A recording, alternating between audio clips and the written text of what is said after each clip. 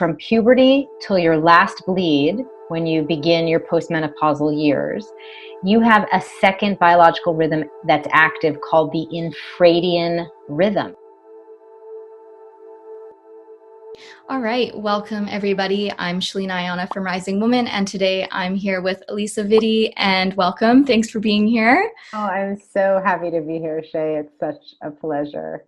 I'm really excited to chat with you today. For those of you who have not seen Alisa's work, she has been sort of a pioneer in the realms of understanding your hormonal cycle and your moon time or your period or your menstruation, whatever you want to call it, and really just understanding the deeper inner workings of the power that we have as women in our cycles. And I've been following your work, Alisa, for a decade. I think I found your TED Talk, which was called Loving Your Lady Parts as a Path to like peace and power and success or something like that. Yeah. Yeah. And I was like, yes, that was the first TED Talk that I ever watched on the subject. Wow. And you broke down every hormonal cycle week by week. And I remember you talking about how we can schedule our lives around our cycles and have everything sort of flow brilliantly, and even have, deals work more in our favor. You taught us like when to ask for a raise and when to negotiate based on our cycle. And I have been using that method ever since. So thank you for that. Oh, thank you. That's great. Mm-hmm. Yeah, I certainly love the subject of women having access to corrected information. I think what has pained me personally, and then also just as someone who's in the space of women's healthcare, is to just see that, my hormonal suffering when, I lost that decade from 12 to 22 with my own hormonal health issues, that decade. And then so many women's health issues are truly avoidable, truly unnecessary. And the root of it is that we're not given the correct information about how to take care of ourselves. And so therefore we have issues, we suffer.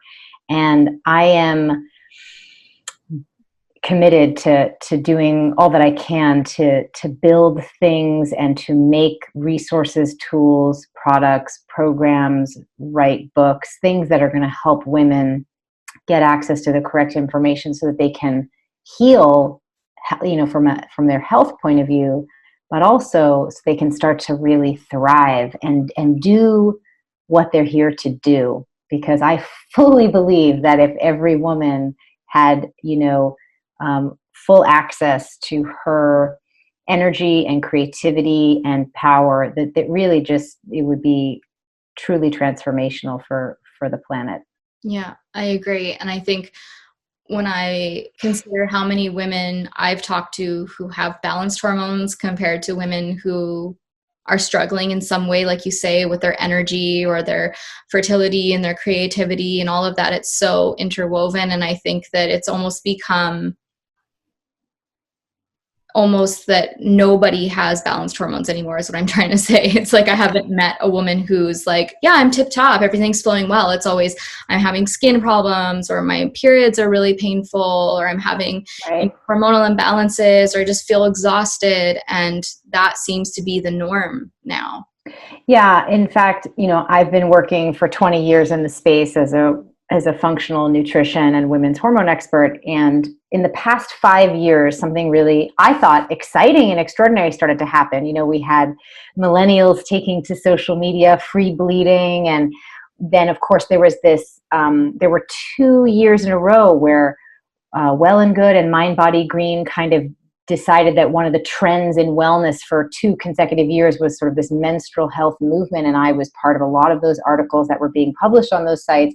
And I thought, wow, this is great. This is amazing, because nowhere in modern history, and certainly in any part of human history, has there been any menstrual positivity or an easy access to content that educates, right?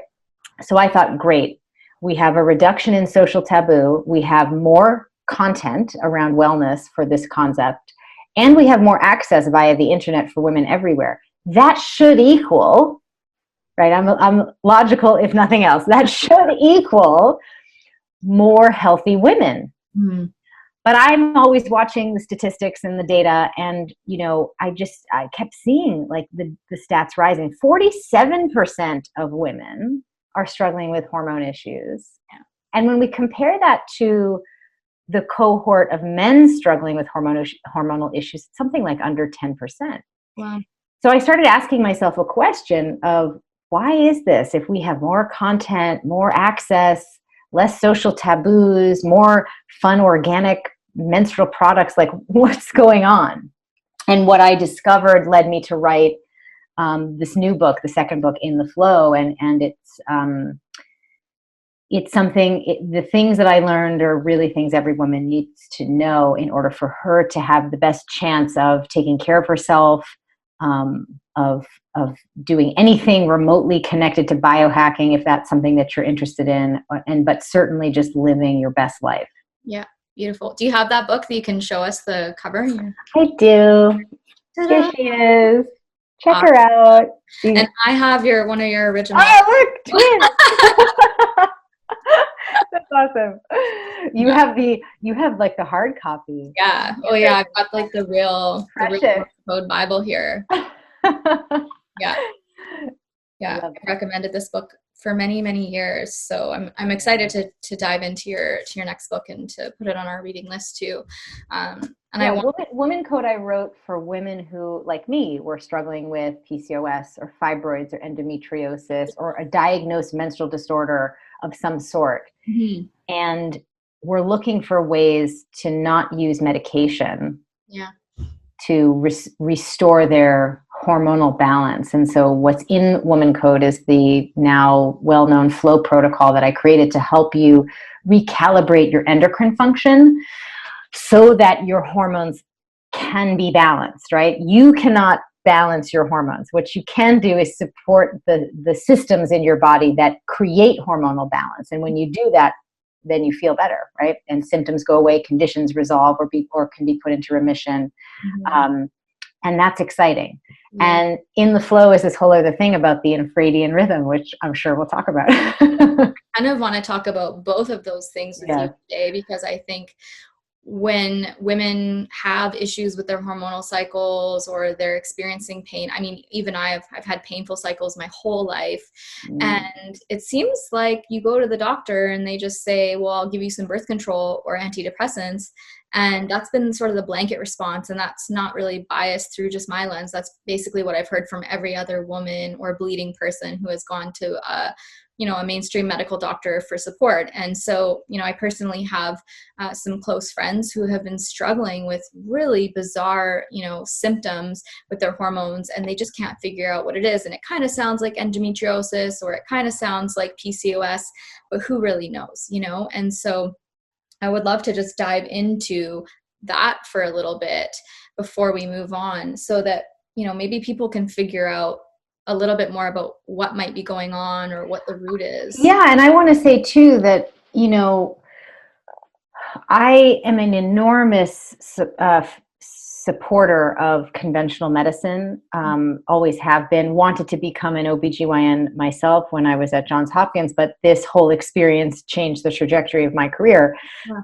I'm an enormous fan. I think what we have to keep in mind is that as of right now, and I hope that this is going to change, because we have a lot of medical doctors like Dr. Hyman, Dr. Aviva Ram, who are really showing us what the future of great integrative medicine looks like, where you are, classically trained in conventional medicine, but also you have a full understanding of functional medicine, and that you can really spend most of your time, unless there's a broken bone or a surgical procedure that's needed, really helping people in this functional way, which is about supporting the systems of the body and really addressing the root causes of issues with food, supplementation therapy, and lifestyle changes. But as of right now, those are the exceptions, and most conventional doctors are not trained in any functional nutrition or any functional medicine approaches yet. And I know that there are many, many good people who are working on expanding and incorporating that into standard medical training. Mm-hmm. So just knowing that, I think that's one thing, is we should be, acknowledging that your classical physician may not understand this perspective. And that's okay, because they come by that honestly. They haven't been trained, and we can't fault them for that. And secondly, and again, this we'll learn more about as we talk about in the flow, women are left out of medical research. It's a huge problem. In 1996, the National Institute of Health put out like a special request for anyone who was doing human clinical trials to include women. And as of 2016, the status report on that progress has been slim to none. This is very problematic because, for example, when you go in and you're asking questions and you want to know what your diagnosis is, it's harder for you to get to a diagnosis because less research has been done on fibroids, on endometriosis, etc. And so there's just less. And that's frustrating. That's problematic. So I do understand, and I myself went undiagnosed with PCOS for 7 whole years, though I was vigilant about seeing physicians and asking all the right questions. And I was basically told to just, do my best to ignore it. And, or try taking the pill, and that there was nothing to be so upset about.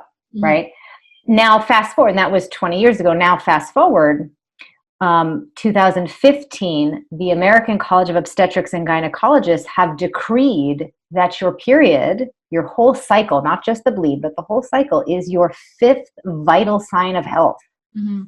And just to put that into perspective, when you go into any emergency room setting or into any interaction with a doctor for the first time, they're going to take your vital signs. They're going to check your heartbeat. They're going to take your pulse. They're going to check your temperature, right? These are some of these big classic vital signs. Your cycle is as important as your blood pressure, as your pulse. And we have been conditioned by millennia of societal narratives, cultural narratives, to believe something that is false, toxic, and harmful, which is that your period, you should try to ignore it. Certainly don't talk about it. And whatever is wrong with it, you're destined to have for the rest of your life. There's nothing you can do. Nobody understands it.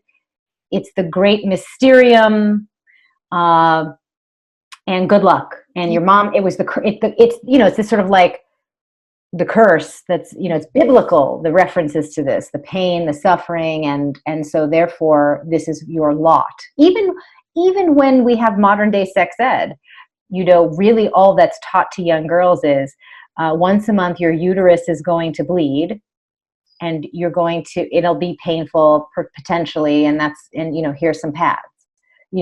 There's no education about the majesty of the female biological system that is extremely potent. And I go through a lot of detail in the new book to really break down from your brain down to your ovaries, to your metabolism, to your immune system, just how nature designed your female biochemistry in such a powerful way, because you've been told the opposite. You've been told that you're the weaker sex and so you should suffer. Yeah. But it's just not true. It's just not. And it's time for these, I think, false narratives to just, whenever you shine a light on something that's not true, it becomes fairly obvious that it's just this scary story about the ghost in the closet. But when you open the closet, put the lights on, it's just your sweater. It's nothing, So very much like that, I think we worry about, our hormones are so mysterious and confusing, and our period is always going to be problematic. And my mom and my aunts and everybody, they all had problems. And so that's the best I can do. But really, once you open the closet door and turn on the lights, what you'll find is this beautifully organized closet with all these wonderful things you're going to want to wear. And your life can change, not just your health. Yeah, I love that. And I think that it's kind of overlooked in a way, just like slowing down and tuning into our cycle to inform, everything else that's happening in our lives. And I know for myself, I went through a really insane period of discomfort with my hormones for probably a decade, which is, of course, how I ended up finding you. Mm. And it took me a long time and a lot of work to balance my hormones, and it was treacherous. And Mm. I feel like so many women don't even know where to start. So they do just end up on the pill. Right, right. They do, and that's why I built Flow Living. I mean, the what I experienced when I was trying to get myself hormonally back together, because I was, I didn't menstruate for a decade, from 12 to 22. I had 5 bleeds, 2 of which were chemically induced with synthetic progesterone. Um, my weight ballooned. I'm 5'6" and I was 210 pounds at my peak weight. I was covered in face, chest, and back in cystic acne. I was depressed. I was anxious. I couldn't sleep. I couldn't be up in the morning. It was a mess. You cannot function when so many systems of your body are performing suboptimally. Your metabolism, your immune system. I was constantly sick. I remember going in my freshman or sophomore year, going to the nurse's office. She's like, I don't know what you have. You have some random virus. You're always coming down with a virus. My immune system was just shot. My stress response system was shot. My brain fog was through the roof. I mean, it was really hard to do basic things. Yeah. And people don't appreciate just how much of an impact their hormones have on their experience of reality, of their lives, until their hormones are out of balance. And then you realize it has an effect on absolutely everything.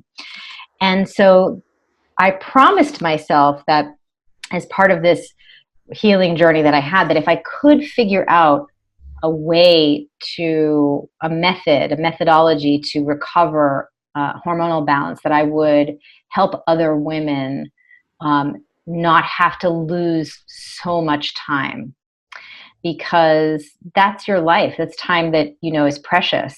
And if I could get that decade back and be a carefree teenager and have a different experience, it sounds nice. I mean, I'm happy to have had the journey that I've had. It certainly informed my passion and my career, but I don't think it should be the case going forward, now that we have the information that we have, that any woman should lose any significant portion of time in her life to hormonal chaos. Yeah. It's something that you can prevent.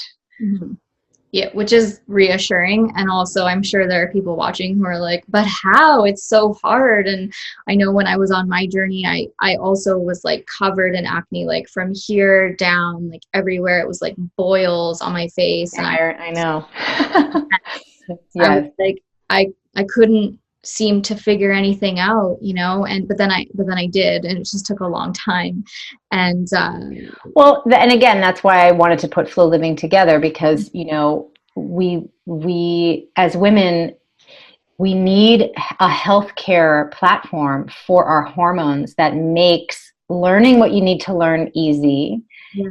And that gives you a variety of programs and products and tools that make taking care of interacting with your hormones easy, because otherwise each one of us has to become an expert in our hormones, right? And that's a huge amount of time. I have spent more than the 10,000 hours, so to speak, right? And really understanding all of this.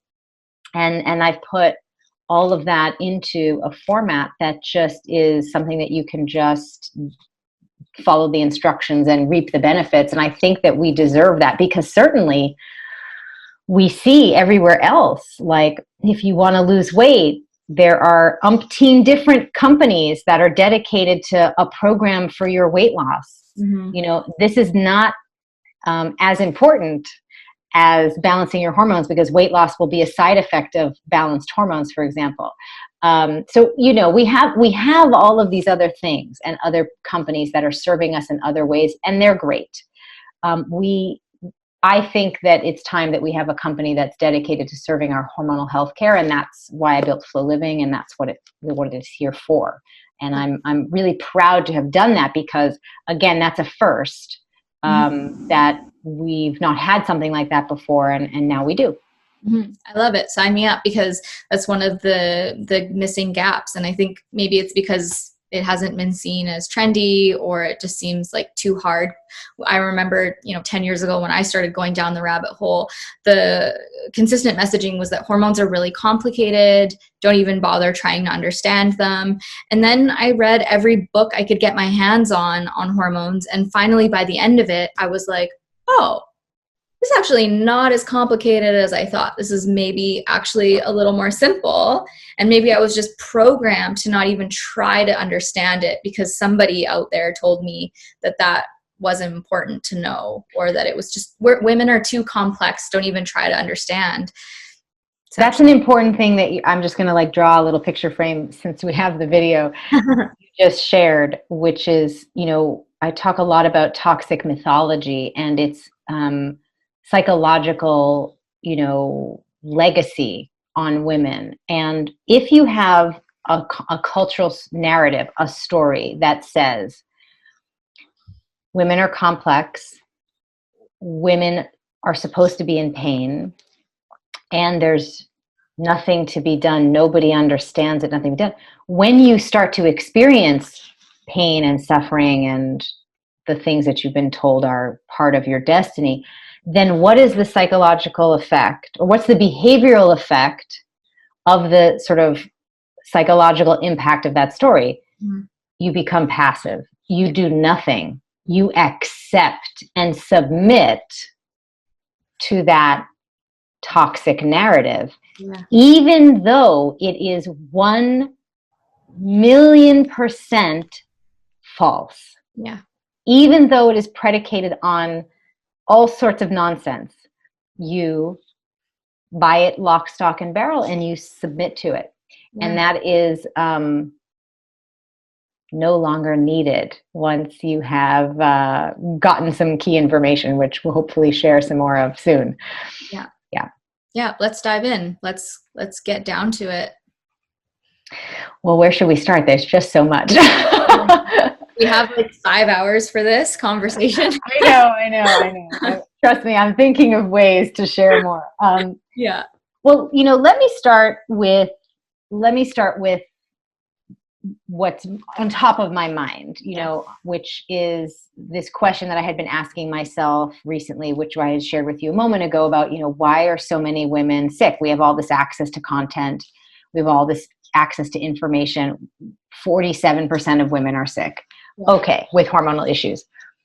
And men are not. What's at the core of that? And I kept digging and digging and digging, I needed an answer because here I've been working on this for 20 years. And it should be going in the other direction. Mm-hmm.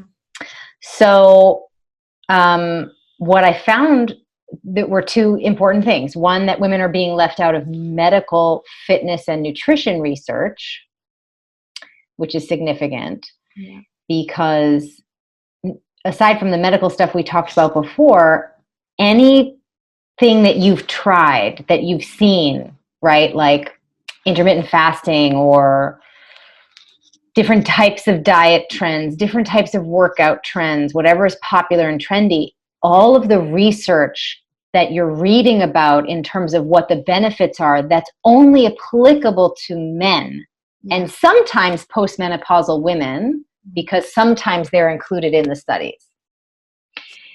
But you're doing them, and it's disrupting your hormones and more because of the second thing I uncovered, which is that women have, I've been talking about cycles for a long time, but it turns out that there's deeper science that has been completely overlooked. Yeah. And I'm really proud to share that actually In the Flow is the first book to talk about this topic, which is the thing that's been overlooked is this second biological clock that women have. So we all have a circadian clock, a circadian biological rhythm. But in your reproductive years, from puberty till your last bleed, when you begin your postmenopausal years, you have a second biological rhythm that's active called the Infradian rhythm. Infradian, Infradian. commit that to memory. And I have to say, I've been doing a lot of podcasts and things, talking to medical doctors who have never heard of this term before. So a circadian rhythm is something you experience over the course of 24 hours. The infradian rhythm is the rhythm that you experience over the course of a month. And what's exciting about it and important about it is that it's even though you experience it in the form of your menstrual cycle, it is not just about your period. Your infradian rhythm has impacts and affects your brain chemistry, your metabolism, your immune system, your microbiome, your stress response system, and your reproductive system, right?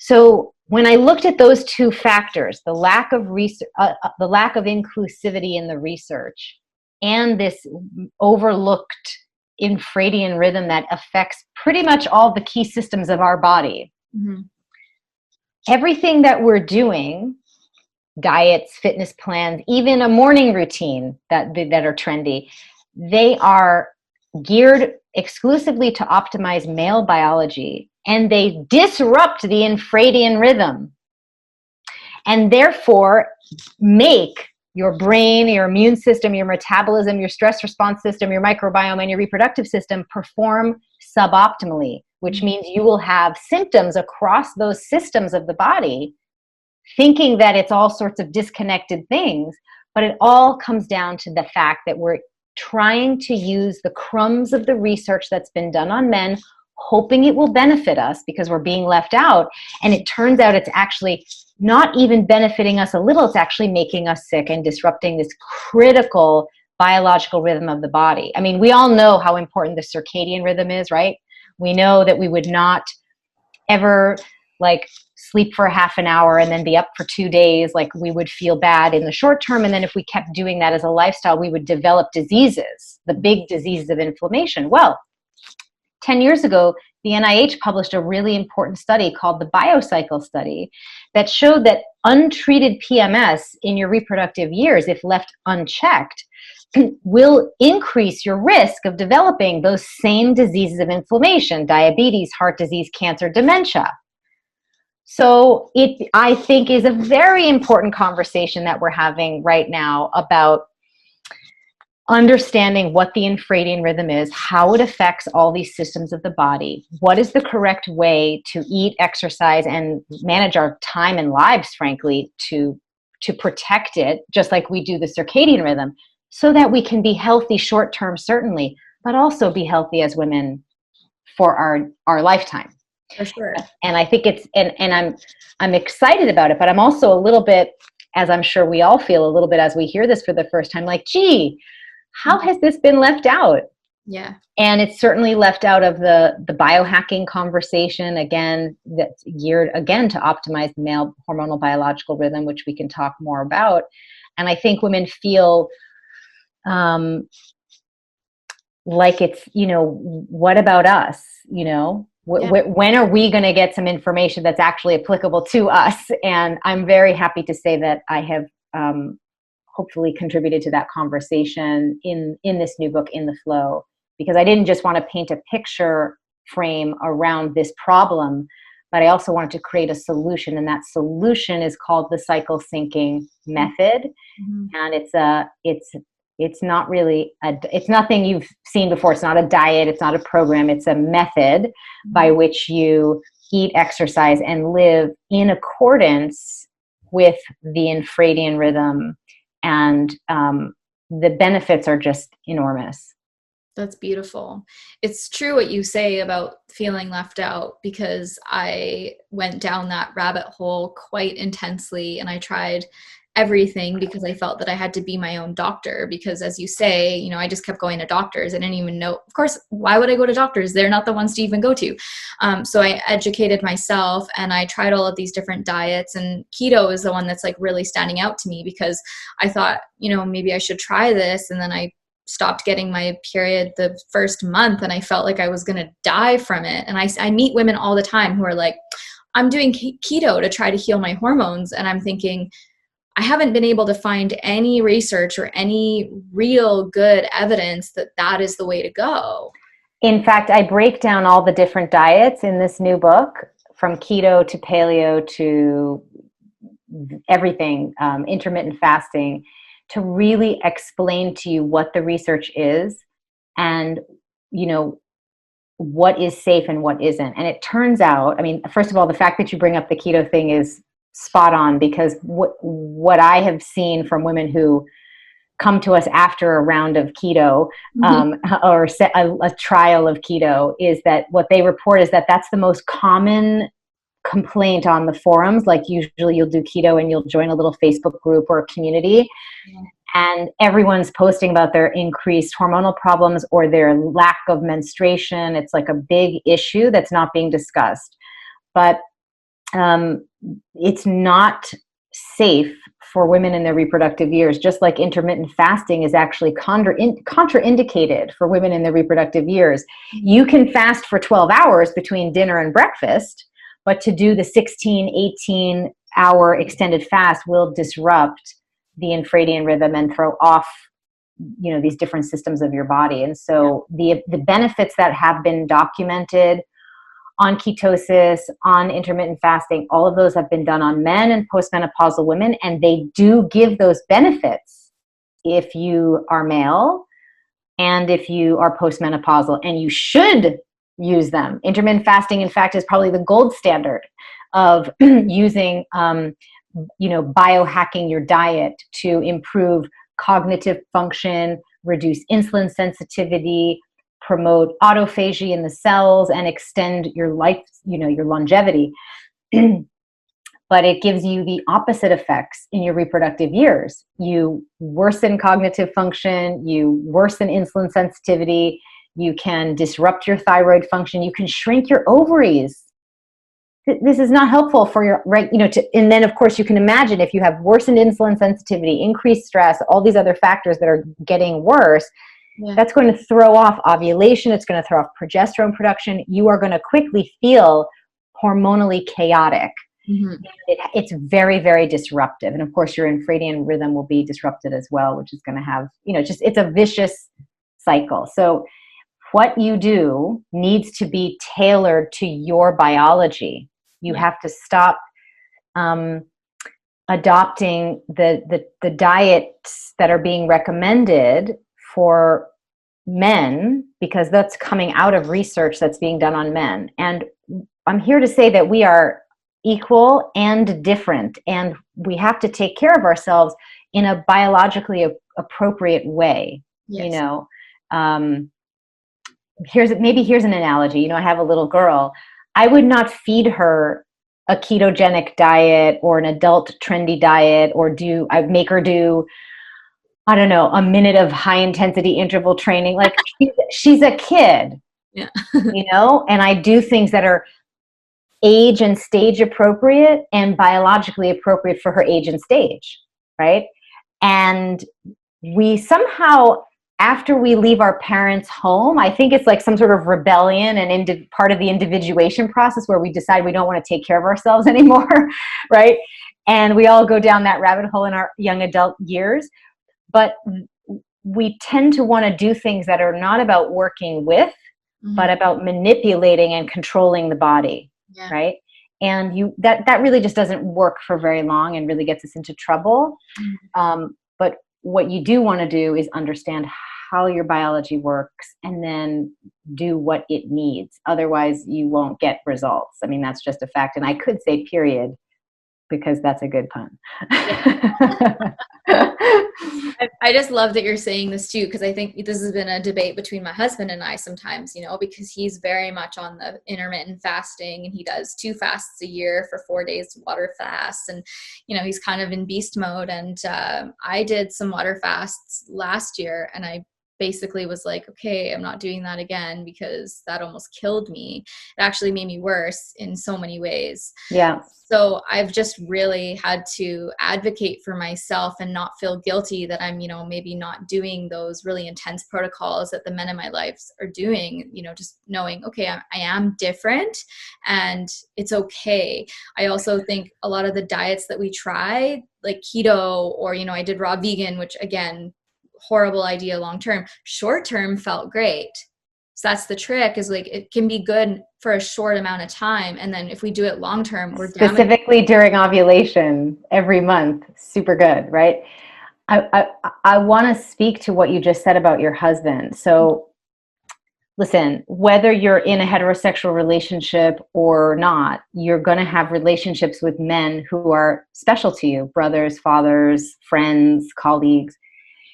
And what's so frustrating is that without correct terminology, like, hey, you're on a circadian clock and I'm on an infradian clock, the conversation cannot be productive. The conversations are not inclusive. Mm-hmm. They're just exclusive. They're like, here's the way, this is my way, the male way, you know, whether or not that's overtly stated. And you should be doing it this way. Why aren't you doing it this way? Or you feel guilty. The conversation's about guilt and shame. Mm-hmm. And then even if you decide not to do it, you're sort of left holding that bag of, you know, confusion, guilt, shame. Hedonist. You know, why don't I want to try that? You don't feel confident about the inner wisdom that your body is communicating to you because you cannot articulate what you are what you're feeling, right? So, for example, here's an important analogy. I mean, in the 1800s, most women did not know that they had a clitoris. They certainly did not know the name. Mm-hmm. And there was this whole sort of narrative in the culture about hysteria. That was sort of this term that was created, coming from the Greek word hysteros, which was for the uterus. And so women who were very sexually unsatisfied because no one knew what the clitoris was, and certainly anyone in a romantic relationship or engaging in sexual activity was likely not to have it stimulated, right? Women would feel overwhelmed with their libido, right? And they would then become, according to the medical field at that time, hysterical. And this is actually, you know, there's a great movie that Maggie Gyllenhaal put together called Hysteria. I highly recommend it. It's a really interesting look at the creation of sex toys and gynecology at the time, and super fascinating. Anyway, I would say that when we can't name our function, our parts, our biology, we cannot claim what we need. Yeah. We just can't, because if you don't know something is there, then you don't know what to ask for if that something would need it, right? So like you didn't know what your clitoris was, where it was, what it looked like, what it needed, you would be able to say, yeah, you know, I guess I'm enjoying sex. You wouldn't even know the difference. Yeah. Right? You wouldn't know. Then once we all knew that there was a clitoris, you know, then we had pioneers like Betty Dodson showing us how to have sex for one and how to ask for things that we needed. Eve Ensler with the Vagina Monologues. Such a watershed book. I mean, a series of plays and short stories that was really about shining a light on the fact that as a culture, we don't use correct terminology to refer to our genitalia as women. This was, you know, 20, 30 years ago now. Mm-hmm. And the Vagina Monologues that were put on Broadway and then went everywhere. There were vagina monologues being performed annually in every town to help, you know, destigmatize the fact that you have a clitoris and a vagina and a vulva, and, you know, and you shouldn't call it like a coochie or a hoo-ha or a pee-pee or all these names that do not empower you, right? Because you can't say to your sexual partner, oh, can you do something to my hoo-ha? Like, what does that mean? Yeah. What are you asking for, right? So similarly, when we're in a conversation with men that we love, however we love them, if they're like, you know, I used to get into this dialogue with my younger brother all the time. He's a super fit guy, and, you know, he loves doing all this intermittent fasting and all this fun stuff. Yeah. And we used to, one day he's like, come to the gym with me. come and let me train you. And I'm like, okay. So we go to the gym, and he's just like trying to make me do all this stuff that just did not feel good. And I'm like, dude, I don't want to do any of this. And he's like, you got no pain, no gain, all the mantras, no pain, no gain, just do it, push yourself. And, I'm someone who's had a very connected relationship with my inner voice. So I was always like, no, I'm good. Thank you, though. This was really interesting, just social experiment. But at that time, this is, 20 years ago, I did not have the ability to explain to him like, oh, actually, I'm in this phase of my cycle, and my metabolic rate is here, and my cortisol rate is here. And actually, if I do this thing that you're asking me to do, I'm going to store fat and burn lean muscle. And that is not what I'm interested in doing.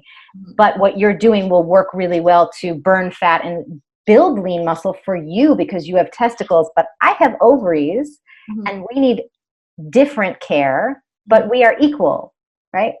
But now we can have this language. It's all in this book, and you can understand how to name and claim your parts and your power. Biological parts, not your genital parts. That's already been done. So good. Can we dive into that a little more? Let's dive into the Infradian rhythm, and what does that look like for a person who wants to start living their life in that way? So we know it affects these 6 systems of the body. So I guess let's start with the metabolism, and because really the cycle syncing method, which supports the Infradian function, really is about eating in a particular way, exercising in a particular way, and living in a way that matches that rhythm. So let's look at the metabolism. You have 4 phases to your cycle: follicular, ovulatory, luteal, and menstrual. And the Infradian rhythm maps onto those 4 phases. So in the first half of your cycle, follicular and ovulatory, your metabolism slows down, which means you need less calories and you can eat more light food. In addition, during ovulation, you have a super surge of estrogen, which puts a little extra load on your liver and large intestine, because your liver has to metabolize that estrogen and then package it out into the large intestine to be excreted via the bowel.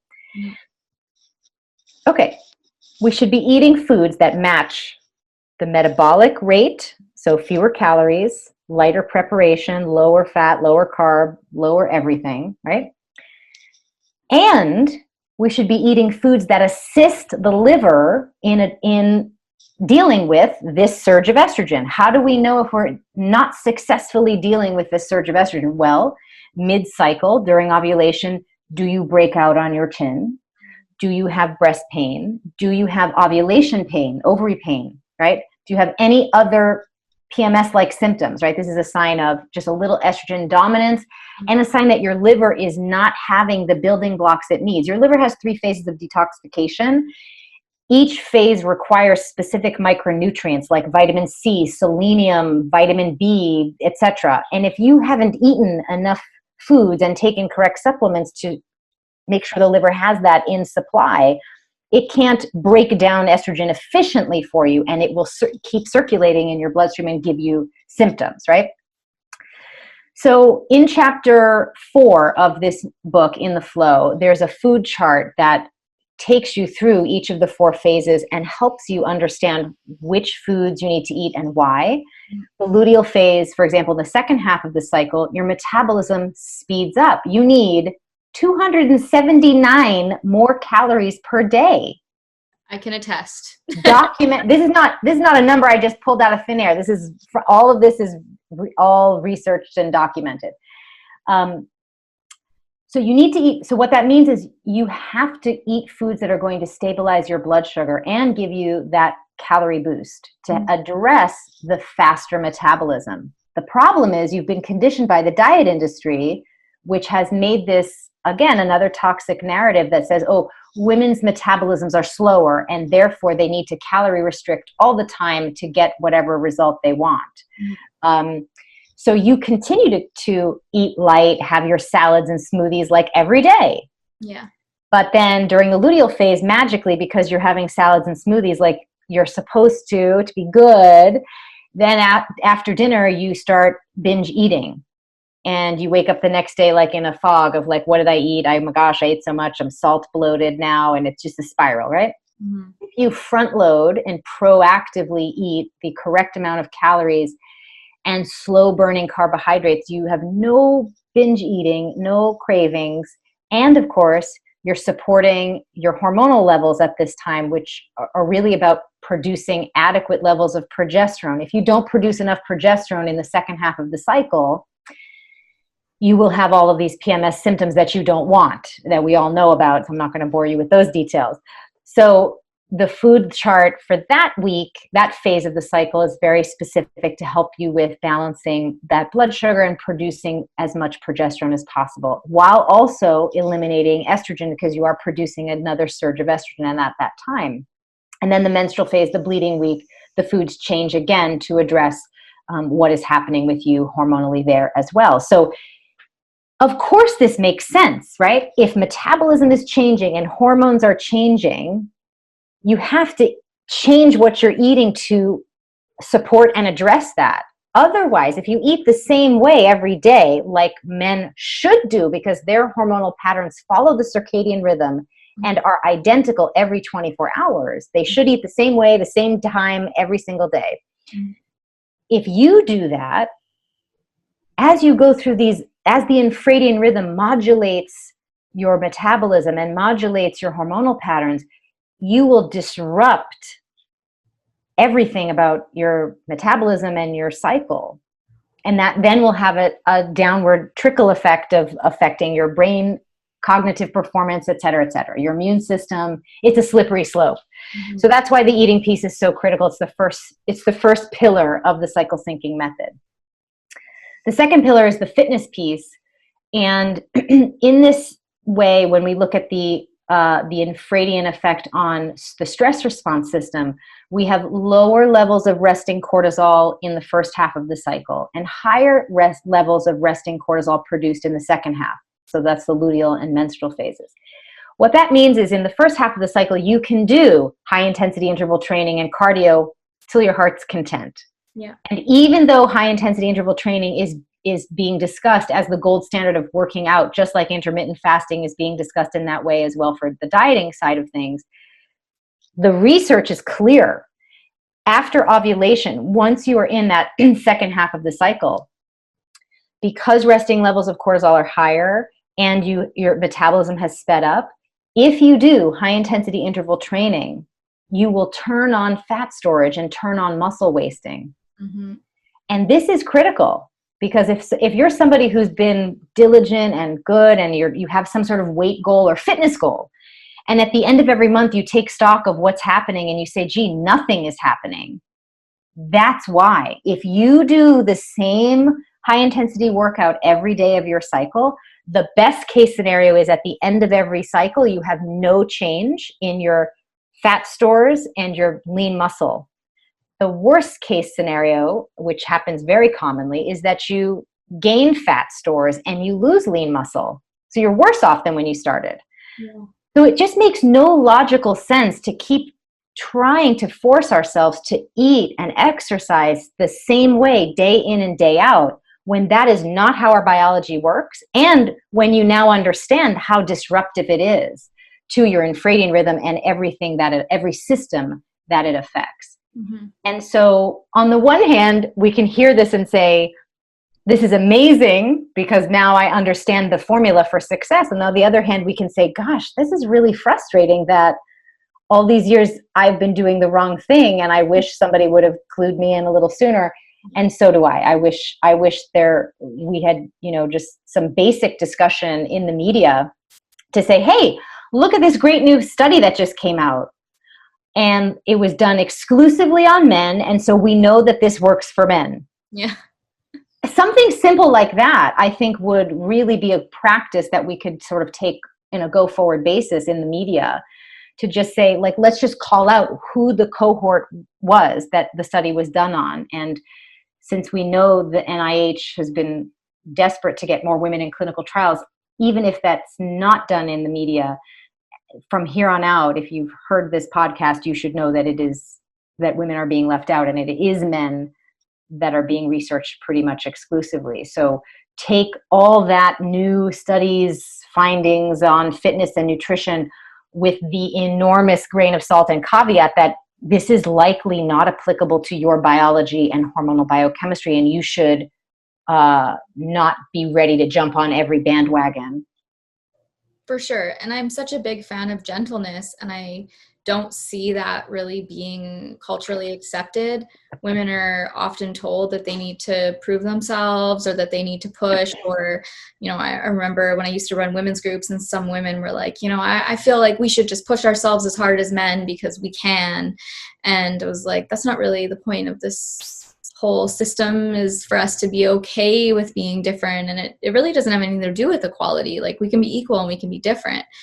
Well, that's that sentiment, that sense of I need to prove myself, or it's honestly acquired, because women have had it not easy in society for many millennia. There's been no better time in all of human history to be female than today, than right now. At the same time, the emotional and psychological wounding from living in a patriarchal environment and culture is a real thing that we don't really talk about, but it affects sort of how you orient to society. Yeah. Right. And that can look like feeling like you need to be the same. You have to be the same every day. In fact, the way that I defined perfectionism in the book, because it was something that I kept seeing being something that was holding back a lot of women in their journey to wellness, this idea of being perfect, of doing things correctly, that really stems from that patriarchal wound and what that wound specifically is at puberty, as a young girl, you kind of subconsciously start to observe the culture, and you see that it is patriarchal in whatever capacity. And again, this is not conscious. And you realize that you need to somehow survive in that culture that's not including you as much as it should. Mm-hmm. And oftentimes this idea of transacting for love or for a place in that society is what is hardwired into us, and it's exhausting. And it causes us to divorce ourselves from our inner voice, our inner wisdom, right? And a healthy relationship with our bodies and ourselves. Yeah.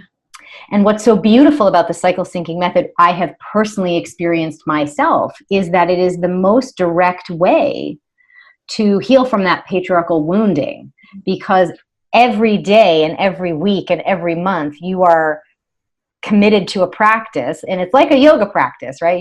You're consciously choosing to go on the mat. You're consciously choosing to eat and take care of yourself in a way that's aligned with your biochemistry, which is not something that is part of the cultural norm.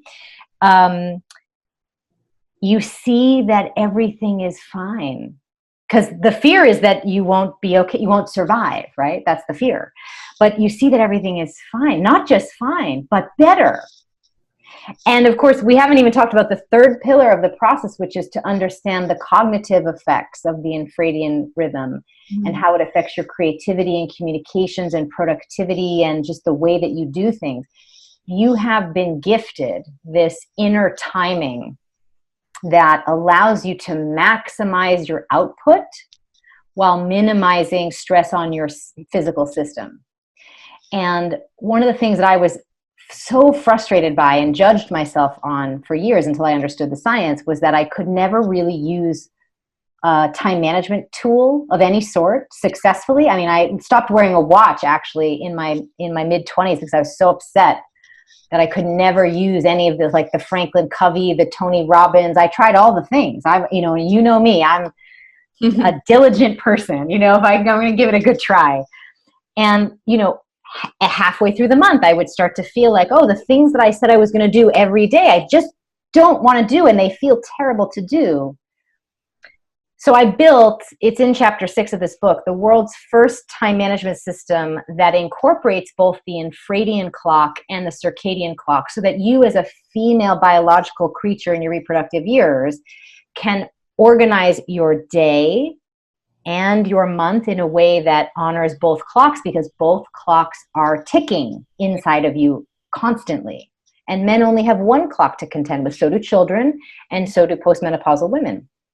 But you have this dual clock system, and you need a dual clock time management system. So now you have one. You're welcome. I've been using it for a long time. It is so good. You get so much done without being stressed out. And what I mean by getting so much done is you're not making some new unending to-do list. You're actually being strategic. Mm-hmm. And you're, instead of trying to squeeze everything into a day, you're using the expanse of a month to project plan. So, this is how I get so much done myself is, I'm an author, I'm a speaker, I'm an entrepreneur, I'm a mother, I'm a friend, I'm a wife, I'm a daughter. I project map that all out. In fact, you have access in this book to every chart that I have created to manage all of these different aspects of your life, from your relationship to motherhood to your sex life, because 60% of women are sexually unsatisfied. That's due to a lack of understanding of the infradian effect, modulating our sexual response and how you need to interact with that so you have maximal pleasure. I hope that what you're hearing in all of this is this idea that biohacking, the way that it's being described for men, which is to try to extend your energy when it falls off the energy cliff in the afternoon, right? Which is what happens to men. They make all their testosterone at night, and then around 3 o'clock in the afternoon, it starts to decrease as alongside cortisol. So they need a nootropic or some sort of energy extender to be more productive. You do not have this problem or this biological experience.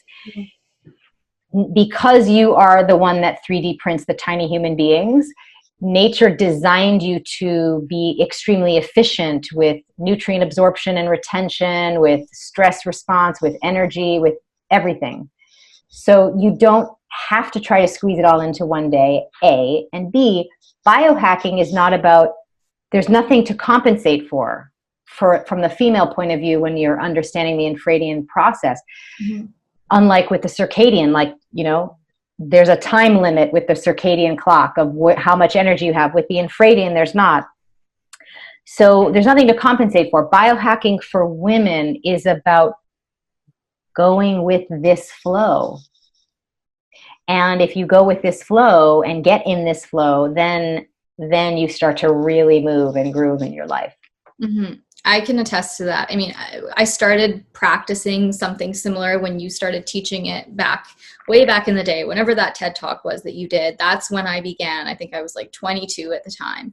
And I started mapping out my cycle week by week and scheduling on it. It changed everything for me. And now, as a really busy entrepreneur and a writer, and I'm, in a marriage and I'm trying to have a social life, there's so much. And so I really do rely on knowing where I'm going to be at in my cycle before I make a commitment or before I make a promise, because I used to have the tendency to be in that phase of my cycle where I was really excited and outward, and I would schedule something for 2 weeks from now. And then I'd get there and I'd be like, oh, why did I do that? And I'd be canceling plans a lot or pushing through something I didn't. Well, you were learning. And now there's a specific time to do the planning so that you don't run into that problem, right? You plan in your follicular phase before the estrogen surge, which is the social butterfly time. And if you make all your plans in your follicular phase, yes, in your ovulatory phase, yes, you will be finding that you're going to want to cancel them. But that's okay. It's part of the learning curve. It's good to go through that, because then you know it for yourself. Right. And it's all good. I mean, it's all good. That's what the other thing I love about the method is it's not binary. Most diets, most lifestyle programs, most whatever, you're either doing it correctly or you're doing it wrong, right? You're either on the program or you're off the program. And so it puts you in that perfectionist mindset of, am I being good or being bad, right? This is not like that. It's a fluid, feminine energy-based process, right? Of course, because we're basing it on the feminine energetic infradian rhythm. And so there's nothing that is such a hard line. Even transitioning from phase to phase, there's a gray period between each phase. where you have to feel into, do I feel like, if let's say you're transitioning between the ovulatory and the luteal, those first few days of luteal phase still feel a little ovulatory, right? You're having estrogen, you're having testosterone, you're feeling light and breezy. You may still want a salad and a smoothie, but within 2 to 3 days, that feeling is going to change, and that's good. You didn't do anything wrong. You're actually doing it really well. You're starting to take the guidelines from the method and make it your own, applicable to your biochemical reality, because it's you. It's yours. You're in it. You're living in your own skin. And so it's a method. It's not this binary black and white thing. It's a process of teaching us how to listen to our own bodies, and work with it.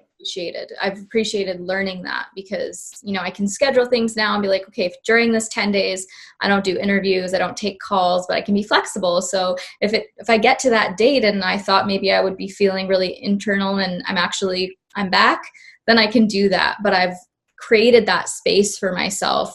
And it is sort of one of those things that pushes you to every day be a little bit more in tune with your body and just be gentle with yourself. And I do want to say that the payoff is not just being in tune. The payoff is actually biochemical, meaning why wouldn't you want to do as much as possible? Because I can hear the conditioning as you're listening saying, well, I don't have time to say no to these things. I have to hustle. I'm busy. I've got to do whatever needs to be done. I hear you. Trust me. I have heard it all. What I'm here to tell you is, if you don't align with the preferences of your body at this time, it's fine, but it will come at the cost of, let's say, units of energy. Yeah. So you're either going to be harnessing the natural energy of the phase of that infradian rhythmic moment and going with the flow of that energy, or you're going to be working in opposition to it and therefore depleting the energy reserves in your body. And that's fine. You can do that. But then it may start to affect, the more you drain the energy, and increase cortisol and disrupt blood sugar and start to have this downward spiral, then you will start to feel symptomatic again, right? So that's why this third pillar of time management is so critical, and is not one that you should take lightly, because the infradian rhythm has this specific effect on your metabolism, on your stress response, and on your cognitive preferences, right? And so doing things that feel effortless reduce your stress load, and then keep your energy buoyant. Doing things that feel stressful decrease your energy. Yeah. And by the way, men are doing this constantly. Again, let's look at corporate culture. You come to work early after you've had your power morning, and we should probably talk about power mornings too, but the power morning is wake up at 5 o'clock when testosterone and cortisol are, now in full concentration in your bloodstream, get in a big workout, and then get to work early so you can do your deep work. Yeah. Then around lunchtime, start to have meetings, and then around 4 o'clock, start to socialize, because now testosterone and cortisol have dropped to their lower levels, and men are more sensitive to their estrogen and can socialize more easily. And then go home and be in the man cave starting around 9 p.m. so that you can go to sleep and make all your testosterone, rinse and repeat the next day.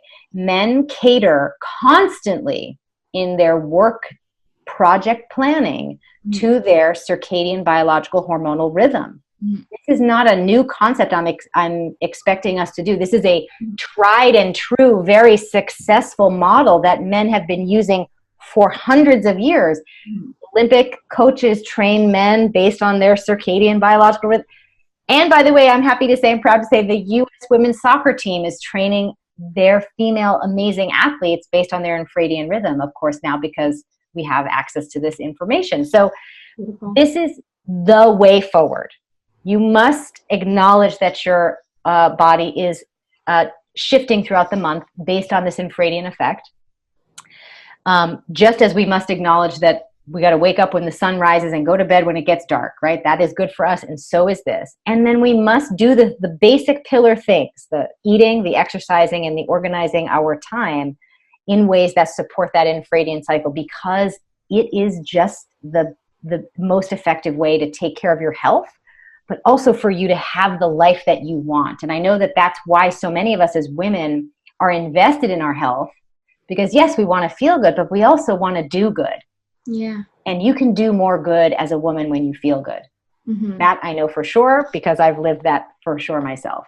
Yeah, you have. And for those of you who haven't watched her story from back in the day, it was really inspiring for me to witness you on that healing journey. And I really drew on that inspiration while I was going through my own, because I had a lot of years where I struggled to, think clearly. And I know anyone who's had brain fog because of their hormones, if you can reverse that and feel clear and feel energetic rather than feeling like you're carrying yourself or dragging yourself through your day, why wouldn't you want to do this? It's just so obvious to me that this is the way forward, because when we can't think clearly and everything feels hard just because our hormones are not functioning optimally. And not to mention, like, all this creative juice that you have, it's like you don't feel it, you can't see it, and it's like you're just it's like hearing static, on the radio station. You don't hear the music. And when you start to align with yourself, you hear your own music and you can go play it. Mm-hmm. Or implement it. I remember feeling like I had all of these creative ideas, but I just couldn't implement anything because I could barely think, and my body was too exhausted, and I would lay in bed and wish that I had more energy to really do the things that I wanted to do in my life. And so I'm so stoked to dive into your book more and to, implement more of this stuff, because I'm just really excited to see how it feels in my body when I take it even deeper. So yay, it seems like a really cool system that you've developed, and I really want to thank you for that, because that we are lacking in information like this, and it's just so cool to know that you're bringing that onto the scene. Thank you. Well, this is certainly part of the music I'm here to play. So I'm happy to have, been bothered enough by the question of why are we suffering enough to dive into the research. And I'm excited for people to get their hands on the book. You can go to intheflowbook.com. And I really encourage you to put a little reading group together with your besties. There's a reading guide you can download for free on that book page, intheflowbook.com. There's all sorts of free gifts. I just want you to there's a quick start. There's everything. Just start, because I know how good you can feel. So I just put as many freebies together as I could. Doing this with other women in your life can make you just feel more confident to really start to talk about it more and to do it more quickly and implement it more. Yeah. So check it out. There's a lot of fun stuff on that page. And we'll include all of those links in the YouTube comment section or the description of this interview, so that everybody will be able to find it. Are you an app user? Are you using the MyFlow app to keep you in the flow with the cycle syncing methodology? It's for those of you who don't know, it's myflowtracker.com. And if you can't remember which phase you're in, this will tell you which phase you're in, and it will remind you of all these things I've been telling you about today, so that you don't have to memorize them all, and prompt you with things to schedule in your calendar that help you align with the Infradian rhythm and practice the cycle syncing method. And then one other thing I'll mention is that for women who, have heard this and are ready to dive deep and roll up their sleeves and do this, I've put together a cycle syncing membership. So it's cyclesyncingmembership.com, and you can join a humongous group of women around the world who are embracing their Infradian timing. You're going to get recipes and meal plans and workout videos and master classes with me every month.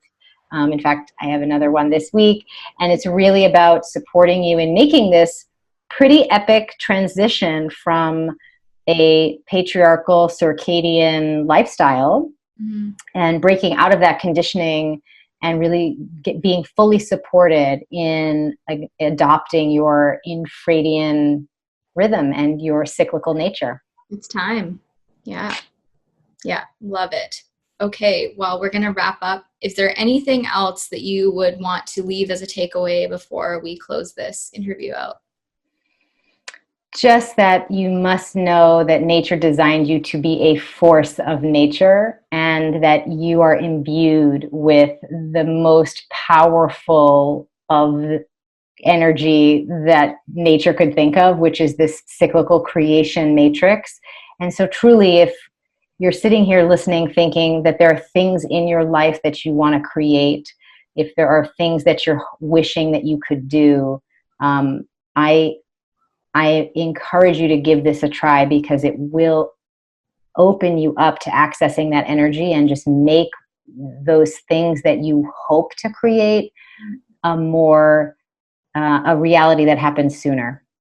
Beautiful. Yeah, I'm really excited to share this with basically every woman I know and our millions of listeners, because this has been so transformative, and I'm looking forward to actually joining your membership too and checking it out. So thank you so much for the work you're doing, and Thank you. we will do another update in another year or so. I'm sure you're going to have many books ahead. Thank you for having me. I'm such a fan of what you've created with Rising Women. It's such a privilege to speak to a community of women who are this connected. So thanks for having me. Beautiful. Thanks, Alisa.